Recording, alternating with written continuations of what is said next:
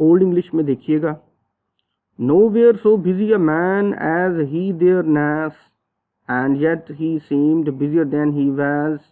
तो मॉडर्न में देखिएगा, nowhere a man so busy of his class। तो वकीलों में से, इसकी क्लास में से कोई भी इतना बिजी नहीं था, कहीं पे भी बंदा। And yet he seemed much busier than he was, जितना वो बिजी होता था उससे वो ज्यादा नजर आता था। खैर आगे देखते हैं जी, ईस्ट मिडलैंड डायलेक्ट में, in terms had he case and dooms all that from the time of King William were fall. तो मॉडर्न में देखिएगा, all cases and all judgments could be cite that from King William's time were opposite। A cat वाला a जो है वो एक ही जगह पे है, opposite, और पी के बाद जो है वो श्वा है तो वो बन जाएगा opposite, तो जिसका मतलब होता है सूटेबल। ओल्ड में देखिए जी, इन टर्म्स जो कानूनी इत्तलाहात थी, हैड ही वो उसके पास मौजूद थी उन केसेस की, एंड डूम्स ऑल, डूम्स का लफ्ज़ी मतलब होता है तबाह बर्बाद हो जाना। यहाँ पे इसका मतलब यह है कि लोगों को जब फैसले सुनाए गए थे, लोगों को जब फांसियां दी गई थी, तो वो कहता है कि जो जो फैसले सुनाए गए थे, जो जो केसेस थे, उनकी टर्म्स का इसको पता था, that from the time of King William, बादशाह विलियम के ज़माने के जितने भी केसेस हैं जिनके फैसले सुनाए गए थे, फैसले किए गए थे, वो कानूनी इस्तिलाहात इसको पता थी।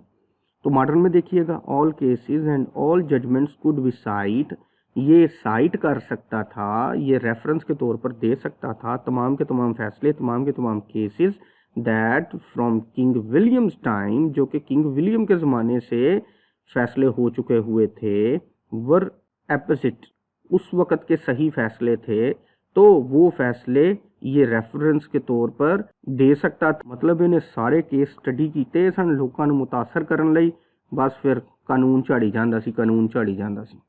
नेक्स्ट आगे बढ़ाते हैं जी, द मैन ऑफ लॉ का करैक्टर, आखिरी लाइनें हैं जी उसकी। तो ईस्ट मिडलैंड डायलेक्ट में देखें, there to he could indite and make a thing, there could no white pinch at his writing.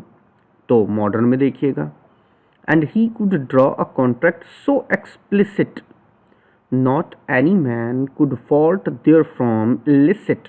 East Midland dialect में देखें, there to he could indite, indite compose करना, लिखना, एंड मेक अ थिंग, एक चीज़।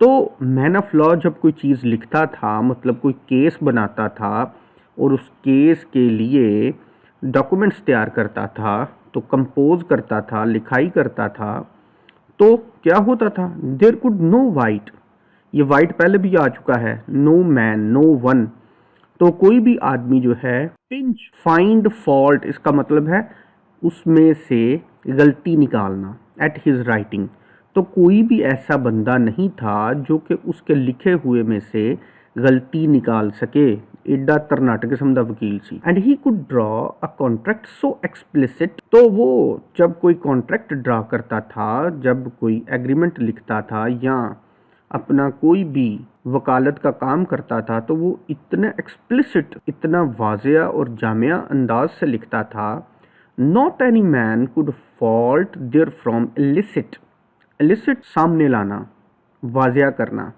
तो उसमें से कोई भी ऐसा बंदा नहीं था जो कि उसके काम में से कोई फाइंड फॉल्ट कर सके, गलतियां निकाल सके, वो इतना अपने काम में माहिर था। ओल्ड इंग्लिश में देखें जी, नेक्स्ट आगे, and every statute could he plain by rote, he rode but homely in a medley coat. तो मॉडर्न में देखें, and every statute he would verbatim quote, he rode but badly in a medley coat. तो East Midland dialect में देखिएगा जी, and every statute, और हर असूल, कानून, rule, act, could he plain by rote, plain मुकम्मल तौर पर, फुली, बाय रूट तो बाय हार्ट, ज़ुबानी, तो उसको सारे के सारे कवानीन और रूल्स जो थे वो ज़ुबानी याद थे।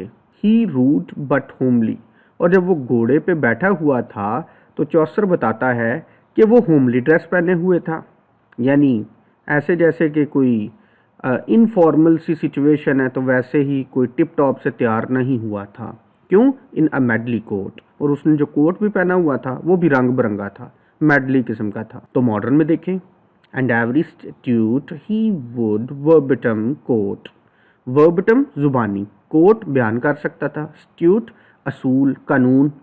तो जो भी एक्ट थे वो असूल थे कानून के, इस्तिलाहात थी, वो जो है वो ज़ुबानी जो है वो बयान कर सकता था। He rode but badly in a medley coat, और वो घुड़सवारी के मामले में कोई इतना अच्छा नहीं था, वो इनफॉर्मल सा था, इन अ मेडली कोट, और उसने जो कोट पहना हुआ था वो मेडली था, रंग बिरंगा था। ईस्ट मिडलैंड में देखिएगा जी, girt with a saint of silk with bars small of his array tell I no longer tale.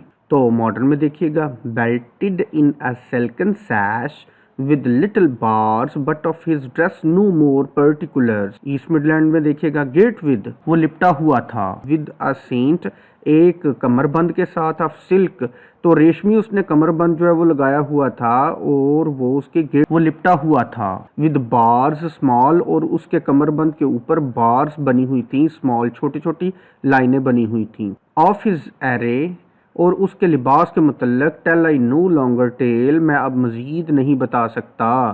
तो आगे देखिएगा मॉडर्न के अंदर, belted in a silken sash with little bars but of his dress no more particulars, belted in a silken sash, और उसने एक रेशमी जो है वो पट्टी कमरबंद जो है वो पहना हुआ था, विद लिटिल बार्स, और उस कमरबंद के ऊपर छोटी छोटी बार्स लाइनें बनी हुई थी। But of his dress no more particulars, तो मैं मजीद उसके ड्रेस के मतलब चीज़ें आपको नहीं बताना चाहता। नेक्स्ट आगे आ गया जी फ्रैंकलिन का करैक्टर। फ्रैंकलिन कहते हैं जी, पहले भी ये लफ्ज़ आया था जब हमने फ्रायर का करैक्टर किया था, तो वो कहता था कि फ्रैंकलिन्स के साथ बड़ी यारियां हैं। तो वो बंदे जो कि शामलाट की ज़मीनों पर दूसरों की प्रॉपर्टी पर जो है वो नाजायज़ कब्ज़ा कर लेते हैं, तो वो फ्रैंकलिन्स होते हैं जी। तो कब्ज़ा माफिया, वैसे इसको कहते हैं ज़मींदार। फ्रैंकलिन जो है चौधरी ज़मींदार, जिन्हें 2 नंबर ज़मीना ते कब्जे कीते हों। देखते हैं जी आगे जी, ईस्ट मिडलैंड डायलेक्ट में, a franklin was in his company, white was his beard as is the Daisy.